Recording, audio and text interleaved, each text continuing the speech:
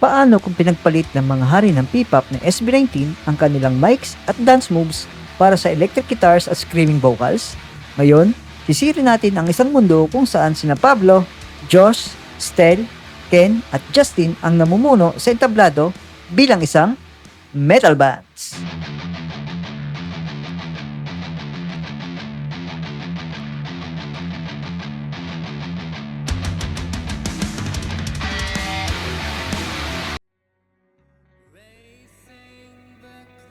At ang una sa ating listahan ay ang tinatawag na Doom Metal.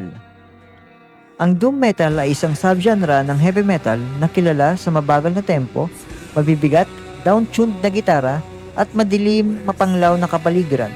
Ito ang uri ng metal na napakalaki, nakakabigla, at emosyonal, tulad ng tunog ng isang sinaunang katedral na gumuho sa slow motion. Mga pangunahing katangian: sa tempo ay napakabagal, sa gitara naman ay deeply distorted, sustained reeds na kadalasan ay mahina para sa isang nakakadurog na tunog. Sa vocals naman ay maaring mag-iba, mula sa malinis, malungkot na pag-awit hanggang sa malalim na pag-ungol o pag-iyak. Sa lyrics o tema naman ay tumututok ito sa kawalan ng pag-asa, kamatayan, pagkawala, kalungkutan, relihiyon o existential na pangamba. At ang mood na ibinibigay nito ay kadalasan mabigat, malungkot at kung minsan ay espiritual o apokaliptik.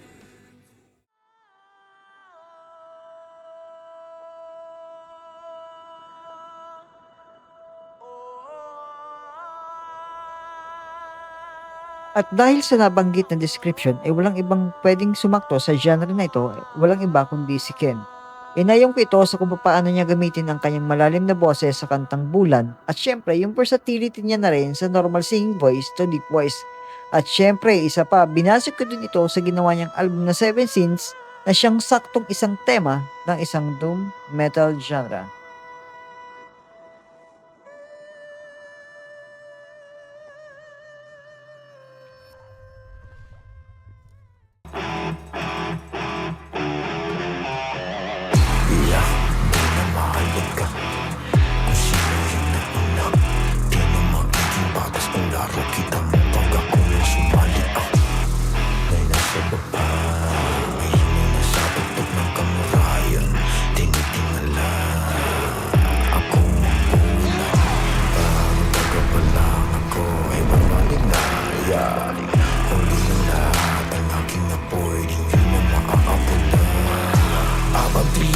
Walang atrasan ang bumangga-giba.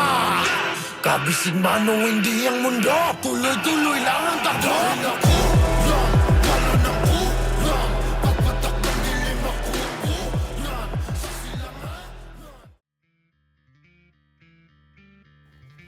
Gumagamit ng mga kakaibang pirma ng oras tulad ng 7/8, 9/8 na sa halip na karaniwang 4/4. Ang mga kanta ay madalas na mahaba na may maraming mga seksyon na nagbabago ng mood at pati na rin ang tempo. Binibigyan din ang teknikal na kasanayan ng katutuwang mga solo guitars, komplikadong drumming at masalimuot na mga linya ng bass. Kadalasan sa mga musikang ito ng metal, philosophical, sci-fi o pantasya ang mga liriko na sa halip na tungkol lang sa pag-ibig o rebelyon. Ilan sa halimbawa mga banda nito: Dream Theater, Tool, Opeth, at pati na rin ang Haken.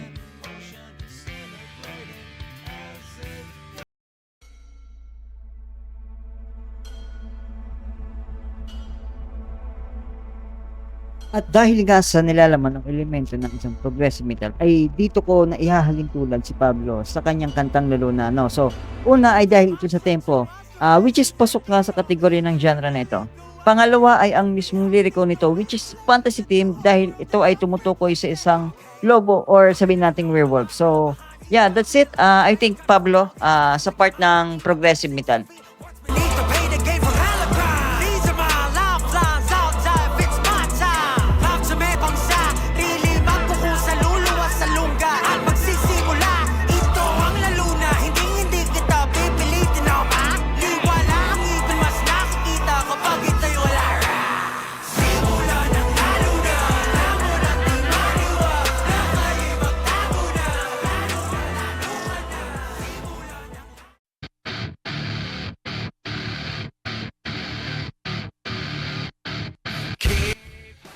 Ang new metal o binibigkas na bagong metal ay isang subgenre ng metal na musika na pinaghalo ang heavy metal sa mga elemento ng hip-hop, punk, grunge at alternative rock.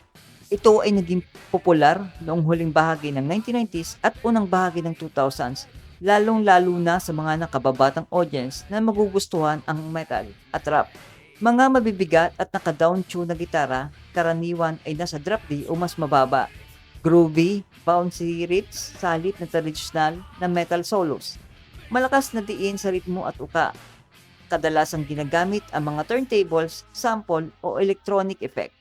Ang rapping, hiyawan at melodic na pag-awit ay magkakahalo. Ito ay tumututok sa galit, alienation, emosyonal na pagkikibaga at pagre-rebelde. Kadalasan din ay may nakapersonal o raw na nagpapakita ng mga issue tulad ng kalusugan ng isip, pagkakakilanlan at panlipunang presyon. Ilan sa mga sikat na new metal band ay ang Korn, Limp Bizkit, Linkin Park, Slipknot at Papa Roach.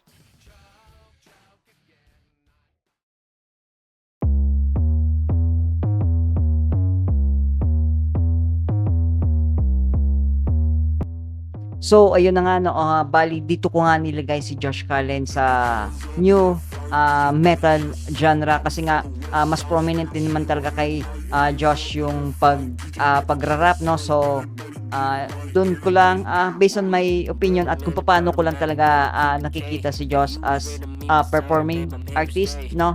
So, ito talaga yung tingin kong mas bumabagay kay Josh Cullen. I don't know kung ano yung tingin nyo sa ganitong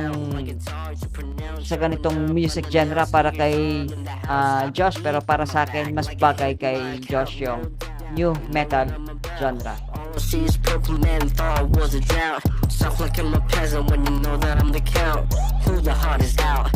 Tell him I'm out, Jason. Hands up, left, right, did you get a chest side? Popping for the west side, spin it to your head like hands up, left, right, did you get the chest side? Everybody get right, everybody get right. Hands up, left, right, did you get the chest side? Popping for the west side, spin it to your head like hands up, left, right, did you get the chest side? Everybody get right, everybody.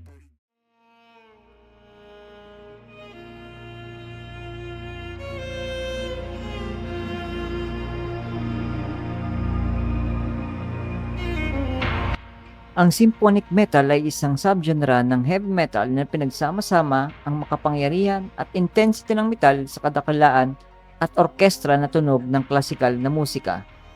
Gumagamit ng mga orkestra na instrumento, totoo man o synthesized, tulad ng mga string, wire, at brass, kasama ng mga electric guitar, bass at drums. Kadalasan ay nagtatampok ito ng mga komplikadong pagsasaayos at mga cinematic soundscape na parang epic o theatrical. Nagpe-perform din ang ilang banda na may mga full symphony orchestra sa mga live na palabas. Karaniwan may mga operatic o klasikong sinasanay ng mga awit, lalo na ang mga babaeng bokalista. Maaari ring magsama ng mga ungol o malupit na boses ng lalaki para sa contrast, kilala bilang vocal na Beauty and the Beast.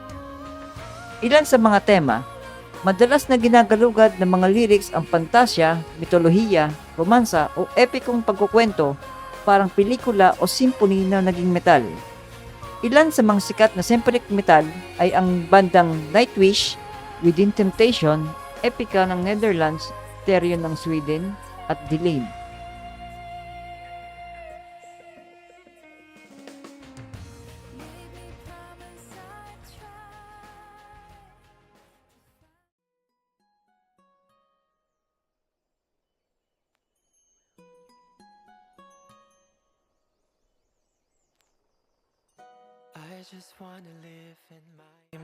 So dito nga ay inilagay ko si Justin sa kategory ng symphony metal dahil binasa ko ito sa boses, dahil sa smooth na voice ni Justin, and then syempre ganun din yung mga vocalization ng mga female vocalist pagdating sa symphony metal genre. So yan, angelic, same lang din naman kay Justin. I think angelic din yung voice. And then pagdating sa mga smooth na ballad songs like Surreal na kinanta ni Justin. So yun, Justine, Symphony Metal. So, yes. But our hearts warm just for us, and your hands can feel everything you and I are imagining. While we walk slowly under the trees, and we swing each other's hands in rhythm, and I can feel it.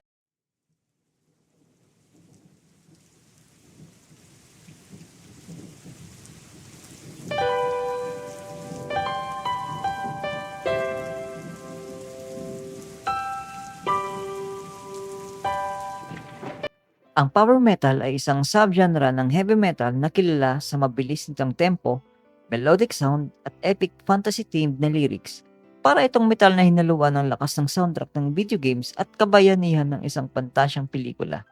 Narito ang isang breakdown ng kung bakit espesyal ang power metal. Mabilis, sa limbay ng mga riff ng gitara at solo, double bass drumming, makapangyarihan, mataas ang tono at malinis na boses ng bokalista. Kadalasan ay may kasamang mga keyboard o symphonic na elemento para mas maganda o cinematic ang tunog.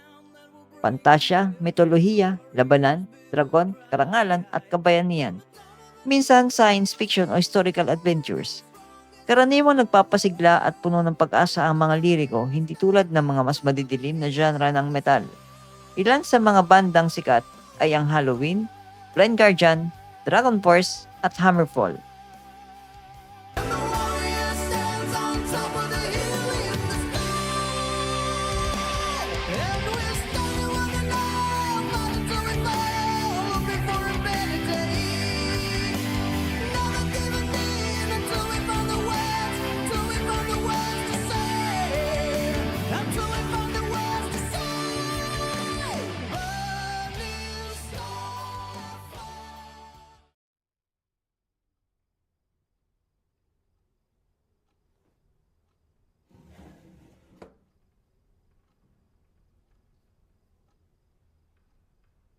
Di mo lang napapansin. And syempre, last but not the least, ilalagay ko si Estelle sa category ng power metal genre. No, ang naging basehan ko lang naman dito is yung kapasidad ni Estelle umawit, kumanta, abutin yung mga matataas na notes sa isang kanta, especially dito sa kanyang song na Di Ko Masabi, which is talagang sobrang pinakita niya talaga dito kung hanggang saan aabot yung kanyang boses, no, sa pagpirit, sa pag-abot ng mga ganong katataas na notes. Syempre, yun yung naging basihan ko para ilagay ko siya sa category ng power metal, which is ganun din yung mga vokalista ng mga power metal na band, no. So, yung kapasidad nila abutin yung mga matataas na boses. So, syempre, instrumental wise, no, talagang nagkakaroon ng kaibahan kasi si Estelle is more on ballad, while on the other side naman ng power metal is more on heavy distorted guitars, drums, bass, no. So pero syempre ang basehan ko nga dito, if whatever na maging metal band si Estelle, I'm sure na power metal ang kanyang magiging category. So yon. Di mo alam na higit pa sa buhay ko ang mahalin ka lang. At kung tanggapin